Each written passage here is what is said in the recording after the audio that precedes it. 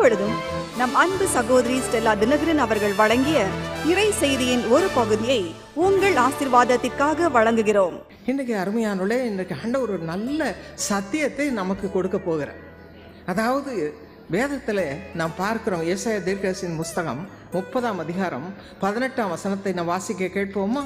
ஆனாலும் உங்களுக்கு இறங்கும்படி கர்த்தர் காத்திருப்பார். உங்களுக்கு இறங்கும்படி கர்த்தர் காத்திருப்பார். உங்கள் மேல் மனதுருகும்படி எழுந்திருப்பார். கர்த்தர் நீதி செய்கிற தேவன். ஏனென்றால் அவர் கர்த்தர் நீதி செய்கிற தேவன். அவருக்கு காத்திருக்கிற அனைவரும் பாக்கியவான்கள். அவருக்கு காத்திருக்கிற நீங்கள் அனைவரும் பாக்கியவதிகள். நீங்கள் பாக்கியவதிகள், நான் பாக்கியவதி. பாருங்க, உங்களுக்கு எவ்வளவு பாக்கியத்தை ஆண்டவர் சேர்த்து வைத்திருக்கிறார். இன்றைக்கு அவர் சொல்லுகிறார், என் பாதத்தில் வந்து காத்திருக்கிற என் பிள்ளைகளே, வீட்டில் காத்திருக்கிற என் பிள்ளைகளே, நீங்கள் பாக்கியவதிகள்.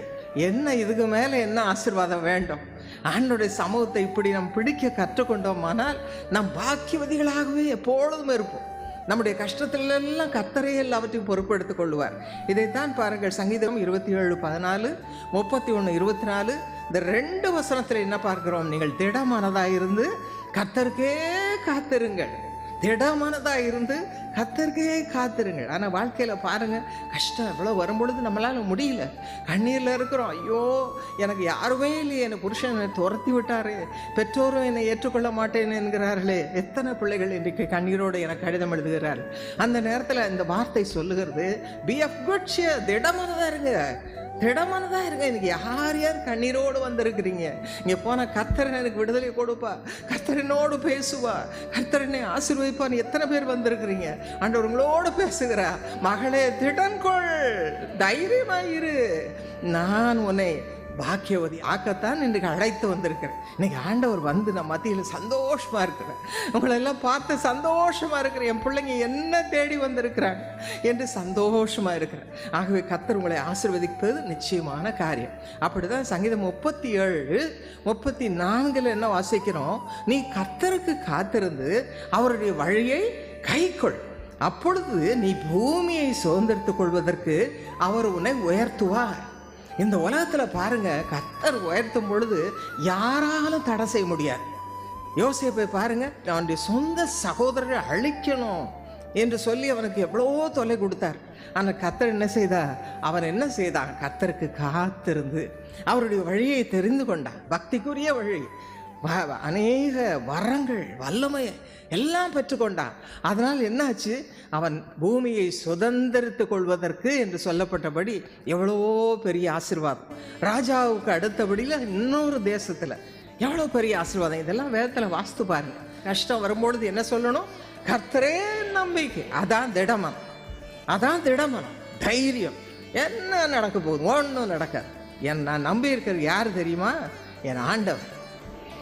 வேதநாயக சாஸ்திரியார்னு ஒரு பக்தர் இருந்தார் அந்த காலத்தில். ரொம்ப பக்திமான், ஒன்றுக்கும் பயப்பட மாட்டேன். ஆண்டவரையோடு இணைந்து இருந்த ஒரு மனுஷன். ஒரு தடவை அவனுடைய மகன் கிணத்துக்குள்ளே விழுந்துட்டான். அப்போ எல்லாரும் ஊராக இருந்துச்சு, ஐயா ஐயா உங்கள் மகன் கிணத்துக்குள்ளே விழுந்துட்டான், வந்து காப்பாற்றுங்க காப்பாற்றுங்க, வாங்க போகலான்னு கூப்பிட்டாங்க. அவர் என்ன சொன்னார் தெரியுமா? நான் சாதாரண உடைந்து போகக்கூடிய மரத்தின் கொம்பையாக பிடிச்சிட்டு இருக்கேன், நான் புளியங்கொம்பை பிடிச்சிருக்கேன். புளியங்கொம்பை சீக்கிரம் அதான் பிடிச்சிருக்கேன். என் ஆண்டவர் நான் பிடிச்சிருக்கிறேன்ப்பா, அவர் பார்த்துக்குவார், அவர் பார்த்துக்குவார். எல்லாருக்கும் இது ஒரு பைத்தியம் சொல்லிட்டு போனாங்க. நடந்தது என்ன தெரியுமா? அங்கே போனால் கிணத்துல அவங்கெல்லாம் நம்ம தான் அந்த பிள்ளையை காப்பாற்றணும் போனால், அங்கே ஒரு புளிய மரம் அந்த கிணத்துக்குள்ளே வளர்ந்து அது அப்படியே ஒரு கிளை லேசாக வந்துட்டு இருக்கு. நல்லா திக்காக இருக்க கிளை தான், கெட்டியான கிளை. இந்த பையன் என்ன பண்ணுறான்? அதை பிடித்து கொண்டு இருக்கிறான். இப்போ அதை பிடித்து கொண்டு என்னை காப்பாற்றுன்னு கற்றுக்கிறான். உடனே இவங்க எல்லாம் சேர்ந்து கயிறெல்லாம் போட்டு அவனை பிடிச்சி மேலே காப்பாற்றி அப்பாட்டுங்க. அவர் சொன்னார், நான் தான் சொன்னேன், என் எஜமான பெரியவர். ஹல்லேலூயா. அந்த நம்பிக்கை தான் உங்களுக்கு இருக்கணும். ஒரு நாளும் கலங்க வேண்டிய அவசியமே இல்லை. இனி ஒரு நாளும் கலங்காது. எல்லா பிரச்சனை வந்தாலும் கலங்காது. ஆண்டவரை மட்டும் பார்க்க. நம்ம ஆண்டவர் என்ன செய்த? ஆண்டவராக இயேசு கிறிஸ்து பாருங்க, யோவான் சுவிசேஷம் 5ஆம் அதிகாரம் 19ஆம் வசனத்தில் விசேஷமாக இன்னும் எவ்வளோ வசனங்கள் இருக்கிறது. அந்த ஒரு வசனம் வாசித்தீங்கன்னா அதில் தன்னுடைய பிதாவினுடைய சமூகத்தில் காத்திருக்கிறார். அவர் என்ன சொல்லுகிறார்? என் பிதா என்ன சொல்லி கொடுக்குறாரோ அதை நான் அப்படியே செய்வேன். இயேசு கிறிஸ்து யார்? தேவனுடைய திருச்சரீரம், திரு சாயல், திரு ரூபம் கொண்டவர். தேவனே இயேசு கிறிஸ்துவாக மனித உருவில் இறங்கி வந்தவர். ஆனால் பாருங்க, அவர் என்ன சொன்னார்? என்னுடைய நம்பிக்கை எங்கள் அப்பா, என் தேவன் மேலே தான் எனக்கு நம்பிக்கை. அதனால் என்ன வந்தாலும் சரி, நான் அவர் என்ன சொல்லுகிறாரோ அதுபடி தான் செய்வேன். அவர் சொல்லியிருப்பார், அந்த மரத்துக்கடியில் போனேன்னா அங்கே ஒரு சகைன்னு ஒரு மனுஷன் இருப்பான். இன்னைக்கு நீ போகும்போது அங்கே பார்த்தேன்னா அவனை கூப்பிடு, அவன் வீட்டுக்கு போ. இப்படி தான் அவர் சொல்லி சொல்லி சொல்லி நடத்தி இருக்கிறேன். தேவகுமாரனுக்கு அப்படி ஒரு நிலைமை வேணும்னா நீங்களும் நானும் எவ்வளவு தேடணும். ஆனால் இன்னைக்கு நம்ம ஜப வாழ்க்கை எப்படி இருக்குது யோசித்து பாருங்க. ஜப வாழ்க்கை எப்படி இருக்குது? இன்னைக்கு ரொம்ப குறைவாக இருக்கிறோம். ஜபம் பண்ணுறதே இல்லை, அதான் காத்திருக்குதல்ன்றது. ஆண்டவரை தேடுறதே இல்லை. எவ்வளவு தேடுறோமோ அவ்வளவு தூரம் ஆண்டவர் என்ன செய்வார்? நம்ம கூடவே இருப்பார். ஆகவே அன்பு பிள்ளைகளே, ஒருவேளை உங்கள் ஜப வாழ்க்கை குறைவாக இருந்தால் இன்றைக்கி ஒரு தீர்மானம் பண்ணு. இன்றைக்கி ஒரு தீர்மானம் பண்ணுங்க, நான் இனி கர்த்தரோடு பேசுவேன். இன்பமான நேரம், இன்பமான நேரம், அவர் சமூகம் என் சந்தோஷம் என்று சங்கீதம் 16:11 தாவீது சொல்லுகிறான். ஆண்டவர் சமூகத்தில் இருந்து என்ன சந்தோஷம், எப்பொழுதும் துதி. ஆகவே பிரியமானவர்களே, கர்த்தருக்கு காத்திருக்குதலை ஆண்டவர் இன்றைக்கு உங்களுக்கு சொல்லும்படி சொன்னார். ஆகவே இன்றைக்கு தீர்மானம் பண்ணுங்க. யாரெல்லாம் பைபிளே தொடர்றதில்லை, ஜபமே பண்ணுறதில்லை, அல்ல வேலை வீட்டு வேலை இருக்க தான் செய்யும், இல்லைன்னு சொல்ல. நான் அந்த வழியாக கடந்து சென்றிருக்கிறேன். இன்றைக்கி ஒரு தீர்மானம் பண்ணுங்க, ஆண்டவருடைய சமூகத்தில் நான் காத்திருப்பேன். அப்படி காத்திருந்து ஆசீர்வாதம் பெற்ற ஒரு சில பெண்களை குறித்து தான் நம்ம தியானிக்க போகிறோம். முதலாவது நாம் பார்க்கும் பொழுது இந்த வசனம் என்ன சொல்கிறது? சங்கீதம் 147:11 வசனம் வாசிக்க கேட்போமா? தமக்கு பயந்து தமது கிருபைக்கு காத்திருக்கிறவர்கள் மேல் கர்த்தர் பிரியமாயிருக்கிறார். இந்த காத்திருக்கிறதுலேயே ஒரு முக்கியமான காரியம் என்ன காரியம்? தமக்கு பயந்து, தமக்கு பயந்து. இப்போ ஸ்கூலில் வேலை செய்கிறீங்க டீச்சர்ஸ், உங்கள் ஸ்கூலில் இன்ஸ்பெக்ஷன் வருகிறாங்கன்னா என்ன செய்வீங்க? அதுக்கு நோட்ஸ் தயாரிக்கணும். அவர் வந்தாருன்னா என்ன பண்ணுறது, என்ன கேட்பாரோ என்று பயம், மனுஷ பயம். கரெக்டாக இருக்கணும், என் பிள்ளைங்க நல்லா படிக்கணும், எனக்கு நல்லா அப்ரிஷியேட் பண்ணி எனக்கு ரிப்போர்ட் வரணும், நல்ல ரிப்போர்ட் வரணும்னு சொல்லி பாடுபடுறோம். அதே போல தான் இது சாதாரண மனுஷருக்கு பயப்படுகிற பயம். ஆனால் நம்ம யாருக்கு பயப்படணும்? கர்த்தருக்கு பயப்படணும். நீங்கள் இவ்வளவு பேருக்கு வந்திருக்கிற எல்லாரும் இந்த கர்த்தருக்கு பயப்படுதலை தெரிந்து கொண்டு அவருக்கு பிரியமாக நடக்க ஒப்பு கொடுத்தீங்கன்னா உங்கள் மூலமாக இந்த தேசத்தை கலக்கலாம். நமக்கு எல்லாருக்கும் தெரியும், ரூத் என்ற பெண்மணி பற்றி வேத புஸ்தகத்தில் அழகாக சொல்லப்பட்டிருக்கு. ஆகவே எனக்கு அருமையானே, அந்த ரூத்தை பற்றி என்னென்னா சுருக்கமாக சொல்ல விரும்புகிறேன்.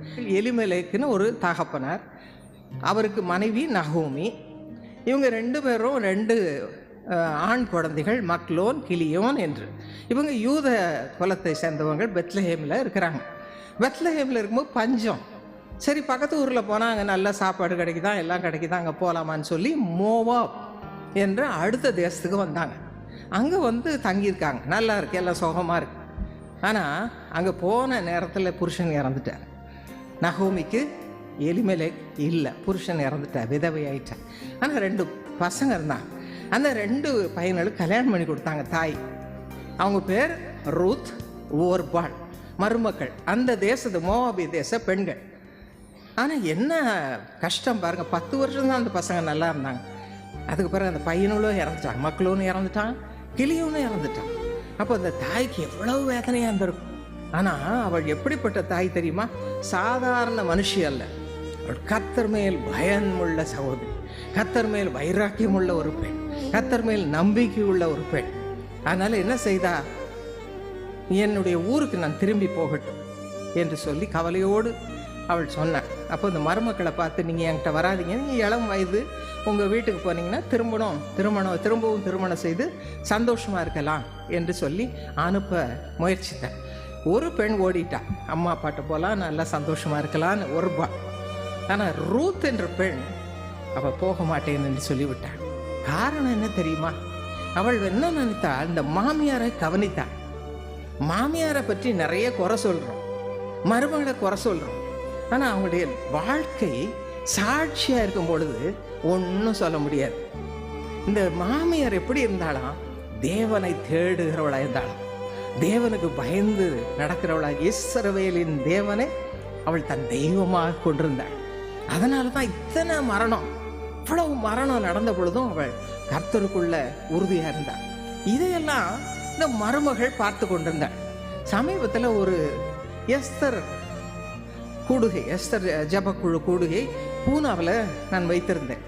அங்கே போன பொழுது அங்கே சகோதரிகள் சாட்சி கொடுத்தாங்க. எஸ்தர் ஜபக்குழுவில் ஜெபிக்கிற சகோதரிகள். அவங்க என்ன சொன்னாங்க தெரியுமா? ஒரு அம்மா சொன்னாங்க, நான் எனக்கு மருமகள் இருக்கிறா, இந்த மருமகள் மேலே எனக்கு பிடிக்காது, அவளுக்கு என்ன கண்டா பிடிக்காது. அதனால நான் அவட்ட பேச மாட்டேன், அவள் என்கிட்ட பேச மாட்டான். ஒரே ஆலயத்துக்கு தான் போவோம். என்னை கண்டா அவள் திருப்பிட்டு போயிடுவான், அவளை கண்டா நான் திருப்பிட்டு போயிடுவேன். ஆனால் யார்? ஜபக்குழுவில் ஜெபிக்கிற சகோதரி. அப்போ ரொம்ப கஷ்டமாக போய் எனக்கு எழுதியிருந்தாங்களாம், என்னம்மா பண்ணுறது, என் மருமக பேச மாட்டேங்கிற, அவள் மனம் திரும்பும்படி ஜெபிங்க. தன்னை பற்றி எழுதலை, எப்போதும் மற்றவங்கள தான் பார்ப்போம்.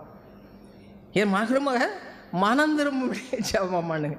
அப்போது கர்த்தருடைய ஆவியானவருடைய உதவியால் நான் எழுதியிருக்கிறேன், அம்மா, முதலாவது நீங்கள் உங்களை ஆராய்ந்து பார்த்து உங்கள் மருமகளுக்கு எவ்வளோ அன்பு காட்ட முடியுமோ அன்பு காட்டுங்க. அதன் மூலமாக கர்த்தர் அவளை உங்கள் பக்கமாக கொண்டு வருவார். இந்த அம்மா என்ன சொன்னாங்க, சரி அம்மா எழுதியிருக்காங்க அப்படியே செய்வோன்னு சொல்லி ஆண்டவருடைய அன்பினால் நிறைந்து, நல்லா கவனிங்க, இதெல்லாம் நீங்கள் உங்கள் வாழ்க்கையில் கடைபிடிக்க வேண்டிய ஒரு காரியம். அன்பினால், ஆண்டவருடைய அன்பினால், உங்கள் அன்பினால் இல்லை. உங்கள் அன்பு கோபத்தையும் எரிச்சலையும் உண்டாக்கும். ஆனால் உங்கள் அன்பு இல்லை, ஆண்டவரே உம்முடைய தெய்வீக அன்பினால் என்னை நிரப்பும். மருமகளாக இருந்தாலும் மாமியாராக இருந்தாலும் இன்றைக்கு இந்த காரியத்தை ஞாபகம் வச்சுக்கொள்ளுங்க. மருமகள் மீது ஒரு அன்பை எனக்கு தாரும் என்று அந்த அம்மா ஜெபம் பண்ணாங்க. மாமியார் ஜெபம் பண்ணிட்டு ஆலயத்துக்கு போனாங்க.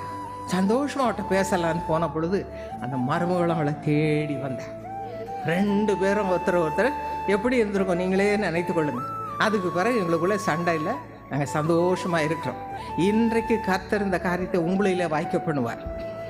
யார்? என் மருமகள் மாமியார் மட்டும் இல்லை, நீ என்னென்ன வேறுபாடோட, கசப்போட, வைராக்கியத்தோட, அது எப்படி அவங்ககிட்ட பேசுறது? அவங்க தான் எனக்கு சூனியம் வச்சுட்டாங்கன்னு சொல்கிறாங்க, நான் எப்படி அது அவங்களோட பேசுவது? இந்த காரியம் தூக்கி இதெல்லாம் கர்த்தரிடத்தில் வருகிறதெல்லாம் பிசாசு உங்களுக்குள்ள வேறுபாடு, வெறுப்பு, எரிச்சல், கோபம், கசப்பு இவெல்லாம் கொண்டு வருகிறான். ஆகவே தயவு செய்து இன்றைக்கு கர்த்தர் சொல்லுகிற அந்த காரியத்தை மனதில் வைத்து உங்களை மாற்றிக்கொள்ளுங்கள். கர்த்தர் உங்களுக்கு சந்தோஷத்தை வைத்திருக்கிறார். பரலோக சந்தோஷம் அப்பதான் வரும். யாவரோடும் சமாதானமாயிருங்க. யாவரோடும் கூடுமானால் யாவரோடும் சமாதானமாக, எதிரியே இல்லை எனக்கு, அந்த மாதிரி சொல்லணும். அதுதான் உண்மையான தேவனுடைய மகள். ஆகவே அந்த கிருபை உங்களுக்கு கர்த்தர் தருவாராக. அதன்படி இவங்க 2 பேரும் என்ன செய்தாங்க? நீதிமொழிகள் 3ஆம் அதிகாரம் 34ஆம் வசனத்தின்படி அவருடைய மாமியாரோடு சேர்ந்தவள் என்ன செய்தாள்? கர்த்தரை தேடினாள். அந்த தேடும் பொழுது என்ன நடந்தது? அவளுக்கு தாழ்மை குணம். மாமியார் தான் எனக்கு எல்லாம், அவங்க தான், அவங்களுடைய வாழ்க்கை தான் எனக்கு மாதிரி. கொஞ்சம் நம்ம குறைச்சிக்கிட்டா தான் என்ன? ஐயோ, நான் என் மாமியாரோட ரொம்ப நல்லா படிச்சிருக்கிறேன், நிறைய சம்பாதிக்கிறேன், அவங்க படிக்காதவங்க, இப்படி குறைக்கிறோமா? இல்லை பிரியமானவர்களே, நற்குணங்களை, தேவனோடு உள்ள உறவு, அதை பார்த்து உங்களை மாற்றிக்கொள்ளும். அப்படி செய்யும் பொழுது, உங்களை தாழ்த்தும் பொழுது வேதம் என்ன சொல்லுகிறது? தாழ்மையுள்ளவர்களுக்கு கிருபை அளிக்கிறார். அதை எவ்வளவு தாழ்த்துறீங்களோ, உங்களை ஆண்டவருக்கு முன்னதாக தாழ்த்துறீங்களோ அவ்வளவு கிருபை உங்களை நிரப்பி கொண்டிருப்பார். அந்த கிருபை உங்களால் பார்க்க முடியாது, ஆனால் உங்களுடைய வாழ்க்கையில் நீங்கள் காணலாம். எனக்கா இவ்வளவு ஆசீர்வாதம், எனக்கா இது என்று நீங்களே ஆச்சரியப்படும்படி ஆண்டவர் தம்முடைய கிருபையினால் உங்களை நிரப்பி விடுவார். இதான் தாழ்மைக்கு வருகிற பலன். லூக்கா சுவிசேஷம் 18ஆம் அதிகாரம் 14ஆம் வசனத்தை வாசித்து பார்ப்பீங்கன்னா, ஒரு ஆயக்காரன், பாவின்னு எல்லாரும் சொல்றாங்க. அவன் தேவாலயத்துக்கு போய் சொல்றான், ஐயோ நான் பாவி, ஆண்டவரே தேவனே, பாவியாக என் மேல் கிருபையாயிருவன் கண்ணீரோடு ஜெபிக்கிறான். இதுதான் ஒரு உண்மை மனுஷியுடைய ஜெபம், தாழ்மைப்படுகிற ஜெபம். அதுக்கு முன்னால பரிசேயன் ஒருவன் ரொம்பையா சொல்றான், அப்படி நான் இப்படி உபவாசம் பண்றேன், அப்படி இருக்கிறேன் என்று. ஆனா இந்த ஆயக்காரன் என்ன சொல்லுகிறான்? ஆண்டவர்கிட்ட நான் ஒண்ணுமே லாயக்கப்பட மாட்டேன், ஒன்றுக்கும் லாயப்பட மாட்டேன், ஆனால் நீரே என்னை ஆசீர்வதியும் என்று சொல்லி தாழ்த்துகிறான். நான் பாவி என்று சொல்லி தன்னை தாழ்த்துகிறான். நடந்தது என்ன? அவன் அல்ல, பரிசேயன் அல்ல. உபாசிக்கிறேன், அது பண்ணுறேன், இது பண்ணுறேன், டைத்து கொடுக்குறேன், எல்லாம் கொடுத்தாலும் அவன் ஆண்டவரை தாழ்மைப்படுத்தலை. ஆகவே பிரியமான சகோதரிகளை, பெண்களுக்கு மிக மிக முக்கியமானது தாழ்மை. அவங்க முன்னால் நான் படிச்சுட்டேன், நான் வேலை செய்கிறேன், நான் சம்பாதிக்கிறேன் அப்படின்னு ஒரு பெருமை வேண்டாம். இன்றைக்கு அதெல்லாம் தலையில் இருக்கிற கர்வம், அந்த அலங்காரத்தெல்லாம் தூக்கி எறியும். உங்களை தாழ்த்த கற்றுக்கொள்ளுங்க. எவ்வளவுதான் நீங்கள் உலக பிரகாரமாக நீங்கள் உயர்த்தப்பட்டிருந்தாலும் இன்றைக்கு ஒரு தீர்மானம் பண்ண, இந்த தாழ்மையாக தூக்கி எறி. அப்பொழுது கர்த்தர் உங்கள் மேல் பிரியமாயிருப்பார். அதோடு கூட பாருங்கள், இன்னொரு வசனம், நீதிமொழிகள் 22ஆம் அதிகாரம் 4ஆம் வசனத்தில் என்ன வாசிக்கிறோம்? தாழ்மைக்கும் கர்த்தருக்கு பயப்படுதலுக்கும் வரும் பலன் ஐஸ்வர்யமும் மகிமையும் ஜீவனுமாம். பாருங்க, எவ்வளவு பெரிய ஒரு கிஃப்ட் ஆண்டவர் வைத்திருக்கிற.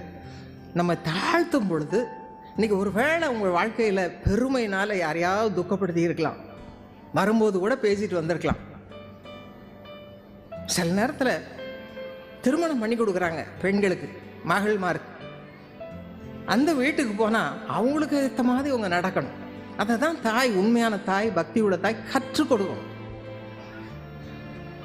அந்த பொண்ணு வந்து சொல்லலாம், அப்படி இப்படி, நம்ம வீட்டில் எப்படி, அவங்க வீட்டில் எப்படி. அவங்களை என்ன சொல்லிக் கொடுக்கும்? நல்ல தாய், பக்தி உள்ள தாய், நீ ஜெபத்தோடு காத்திரு, கர்த்தர் உன்னை ஆசீர்வாதமாக வைப்பார் என்று சொல்லிக் கொடுக்கணும். சில தாய்மார் இன்றைக்கு ஒருவேளை யாராவது அப்படி இருந்தீங்கன்னா துக்கத்தோடு சொல்கிறேன், இல்லை என் பிள்ளை அப்படி இருக்கக்கூடாது, என் பிள்ளைக்கு நான் இப்படிலாம் வளர்த்தேன், என் பிள்ளைக்கு இப்படித்தான் சமைச்சு கொடுப்பேன். யாராவது பெருமையாக பேசுகிறீங்களா? இதனால் குடும்பங்கள் இன்றைக்கு பெண்கள், உங்கள் பிள்ளைங்க உங்கள் கண்ணு முன்னால் பிரிஞ்சிருக்கிறாங்க. மனுஷன் பார்க்குறான், அவருடைய கணவன் வேற யாராவது கல்யாணம் பண்ணிட்டு போயிடறான், இந்த பெண் அழுது கொண்டே இருக்கிறார். உங்களுடைய பெருமை இதற்கு காரணமாக இருக்கு. ஆகவே தயவு செய்து என் அன்பு சகோதரிகள், நம்ம இந்த நேரத்தில் நான் செய்தியை கேட்க கேட்க ஆண்டவருடைய சமூகத்தில் நம்மை தாழ்த்தும். ஆண்டவரே, உங்க பிரியமானபடி என்னை வழிநடை, என் பெருமையை எடுத்து போடும். இந்த இடத்துல என்ன சொல்லியிருக்கு பாருங்க, தாழ்மைக்கும் கர்த்தருக்கு பயப்படுதலுக்கும் வரும் பலன் ஐஸ்வர்யம், மகிமை, ஜீவன். சொல்லுங்க, தாழ்மைக்கும் கர்த்தருக்கு பயப்படுதலுக்கும் வரும் பலன் ஐஸ்வர்யம், மகிமை, ஜீவன். எதற்கு உங்களை சொல்ல வைக்கிறேன்னா, நீங்கள் அப்படியே மனசில் பாராமல் படுத்துக்கொள்ளணும். இன்றைக்கி ரெண்டையும் மனசில் வச்சுக்கோங்க. உங்கள் வாழ்க்கையில் இன்று முதல் என் வாழ்க்கையில் இருக்க பெருமை தூக்கி எறிகிறேன். ஆண்டவர் விரும்புகிற தாழ்மை எடுத்துக்கொள்ளுகிறேன். ரெண்டாவது தெய்வ பயம். இது 2 நாளில் நான் என்ன செய்ய போகிறேன்? எனக்கு என்ன கிடைக்க போகுது? ஐஸ்வர்யம். சாலமோன் ராஜா ஆண்டவரிடத்தில் கேட்டான். அப்போ ஆண்டவர் என்ன வேணும், உனக்கு என்ன வேணும்? சொன்னான், ஞானம் வேணும், இந்த ஜனங்களை நடத்துவதற்கு ஞானம். ஆனால் ஆண்டவர் என்ன சொன்னார்? ஞானம் தரேன், ஆனால் அதே நேரம் நீ கேளாத ஐஸ்வர்யத்தையும் மகிமையும் உனக்கு நான் தருவேன். அதான் ஆண்டவர், அதான் உங்கள் ஆண்டவர். நீ தேடி வந்திருக்கிறீங்களே, அந்த ஆண்டவர் அப்படிப்பட்டவர். அதனால் பணம் இல்லை, வரும்போது கூட நீங்கள் பஸ்ஸுக்கு காசு கடன் வாங்கிட்டு வந்திருக்கலாம், அந்த மாதிரி நிலைமையில் வந்திருக்காங்க. ஆனால் இனிமேல் ஆண்டவர் என்ன செய்ய போகிறார்? உங்களை ஐஸ்வர்யவாட்டியாக போகிறார், மகிமையை கொடுக்க போகிறார், புது ஜீவன் கொடுக்க போகிறார். ஆகவே இந்த காரியம் உங்களால் முடியாதுன்ற காரியமே கிடையாது. ஒருவேளை மோவாபிய பெண்ணான ரூத் இவ என்ன சாதிக்க போறா என்று உலகம் நினைத்திருக்கு. அந்த ஒருபால் சொல்லியிருப்பா, நீ என்ன அங்கே போற, ஏன் கூட வா, நம்ம ஜனங்கிட்ட போவோம். ஆனால் ரூத்தோ தன் மாமியாரை விடாமல் பற்றி கொண்டாள். நடந்தது என்ன? அவளுக்கு மகிமை வந்தது, ஐஸ்வர்யம் வந்து, ஜீவன் வந்தது. அது மட்டுமல்ல, முக்கியமான ஒரு காரியம் அவள் வாழ்க்கையில். இந்த ரூத் மோவாபிய பெண், நீங்கள் மத்தேயு சுவிசேஷம் படித்தீங்கன்னா ஆண்டவருடைய சந்ததியை பற்றி போட்டிருக்கு. ஆபிரகாமில் இருந்து ஆண்டவருடைய சந்ததி 1 முதல் 17 வசனம் படித்து பாருங்க. அதில் ஆபிரகாம் எப்படி வந்தார், அதுக்கு பிறகு யார் வந்தார், தாவீது வந்தார், அதுக்கு பிறகு ஆண்டவராக இயேசு கிறிஸ்து அந்த சந்ததியில் வந்தாருன்னு போட்டிருக்கு. அதில் 5வது வசனம் பார்த்தீங்கன்னா இந்த ரூத் பெயர். ரூத் யாரு? மோவாபிய பெண், இஸ்ரவேல் தேசத்தை சேர்ந்தவள் அல்ல. ஆனால் இஸ்ரவேலின் தேவனாய் கர்த்தர் அவளை அவருடைய சந்ததியில் வரும்படி செய்ய. எவ்வளோ பெரிய மகிமை! இந்த மகிமை உங்களுக்கு இன்றைக்கு ஆண்டவர் கொடுக்க போகிறார். விசுவாசிக்கிறீங்களா? இன்னைக்கு நம்ம மத்தியில் கூட கிருஷ்ணவேணி என்ற சகோதரி வந்திருக்காங்க. உங்க பேர் என்னம்மா? என் பேர் கிருஷ்ணவேணி. எங்க எந்த ஊர்ல இருந்து வந்து? துறப்பாக்கத்தில். துறப்பாக்கம், சென்னை. 2 ஆம்பளை பசங்க. ஒரு பையன் பயங்கர குடிப்பான். எத்தனை வருஷமாக குடிச்சிட்டு இருந்தா? 18 வருஷம் குடிப்பான். 18 வருஷம் குடிச்சா வீடு எப்படி இருக்கும்? உருப்படுமா? யார் கூப்பிட்டுட்டு வந்தா? வீடு பக்கத்தில் ஒரு அம்மா சொன்னாங்க, இந்த பையன் இப்படி இருக்கிறாங்க, நீங்கள் ஆண்டவருக்கு தேடலாம், அந்த மாதிரி ஜீசஸ் காலில் உபவாசப்படலாம், அங்கே நீங்கள் போங்க அப்படின்னு. சரிம்மா. இன்னைக்கு எத்தனை பேர் அப்படி கூட்டிகிட்டு வந்திருக்கிறீங்க? ஜப கோபுரங்களை பற்றி சொல்லுங்கள். நீங்கள் பெற்ற நன்மையை மற்றவங்களுக்கு சொல்லுங்கள். வெட்கப்பட்டு வீட்டை கதவு பூட்டிக்கிட்டு உள்ளே உட்காந்துருக்காதீங்க. சொல்கிற காலம், கர்த்தருடைய அன்பை தெரிவிக்கிற ஒரு காலம். உங்களை கொண்டு தான் அதெல்லாம் செய்ய போகிறேன். இந்த அம்மாளுக்கு ஒருத்தர் சொன்னாங்க, அதன்படி நீங்கள் என்ன செய்தீங்க? காவல் அடித்து போட்டு ரொம்ப உயிருக்கு போராடினான்.